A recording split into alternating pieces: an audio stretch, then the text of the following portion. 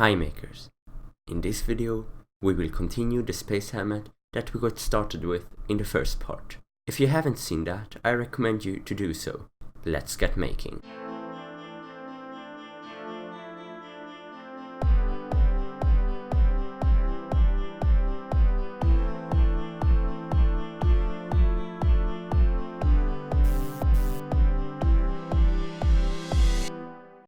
So first I needed to make a mold for the front glass of the helmet.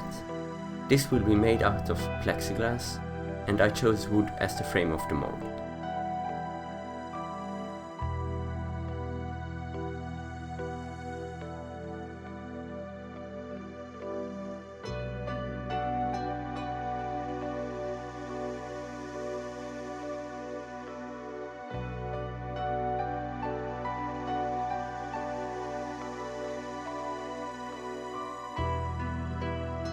I added a sheet of cardboard so I could bend the plexiglass around the mold.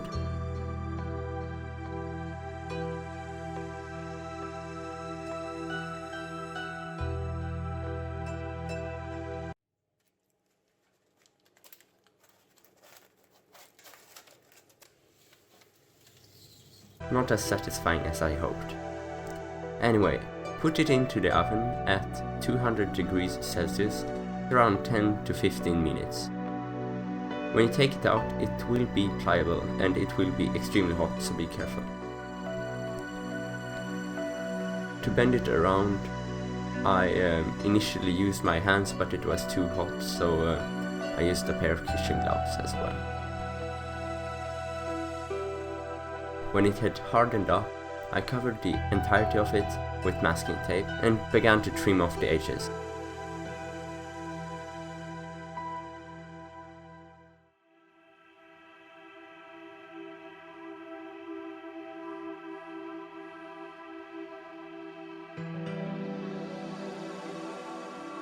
Now, it wasn't a perfect fit, but I could work with it. So I filled the gaps with silicone.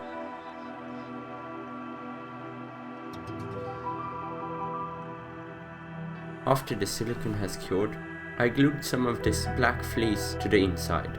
It is important that none of this fabric comes in direct contact with the nylon wire, but the level of caution depends on the level of the power you intend to put into the heating system. I then began to add padding in the form of sponges. This was added with the help of some silicone.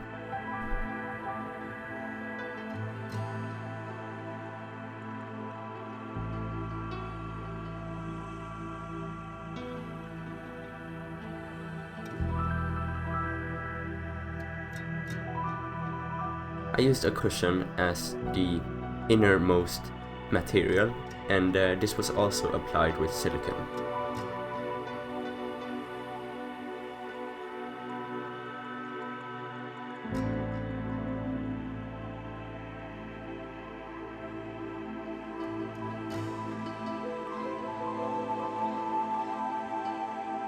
From the cushion support material, I cut out an O shape to cover the sponges.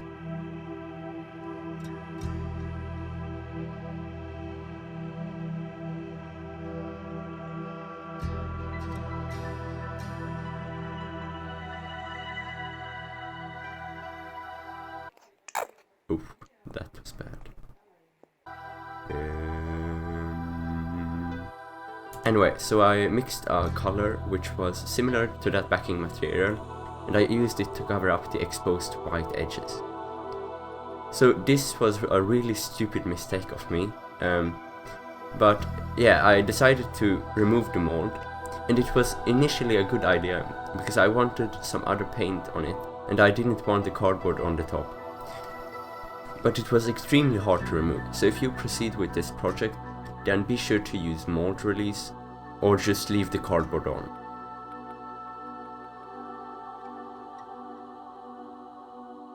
However, I wasn't very pleased with the bare silicone, so I actually cut and reapplied cardboard onto the entire surface of the space helmet. This was a very lengthy process. Here you see me applying some paint over that cardboard. I then used a kind of a spray filler, as I wanted to fill in the small gaps between the individual cardboard. However, the result wasn't as good as I thought it would be, so I started applying some filler putty in several thin layers. After it had dried, I sanded down and sprayed the surface again, this time with a rubber spray paint.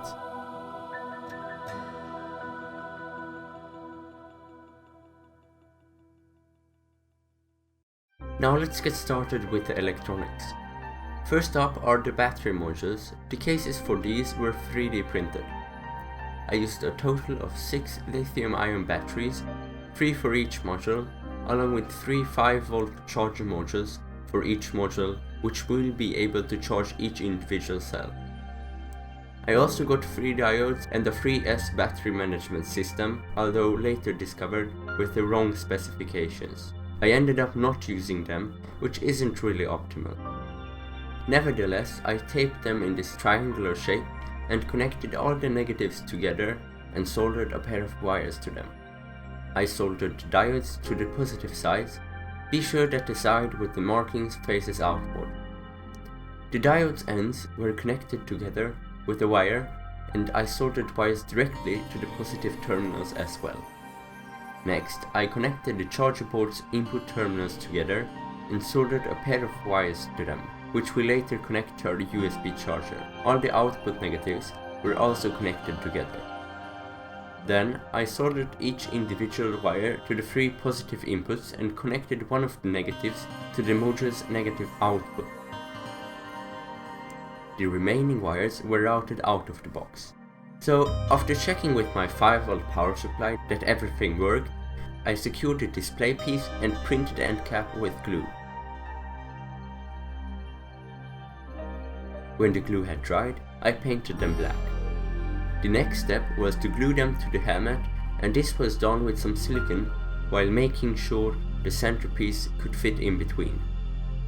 So at this point, the helmet's shell was finished and the batteries were installed. In the next episode, I will secure the light strips to the inside, fix the camera in place, and install the control units among others. So I hope you enjoyed the video. Please like and subscribe, and I will see you another weekend.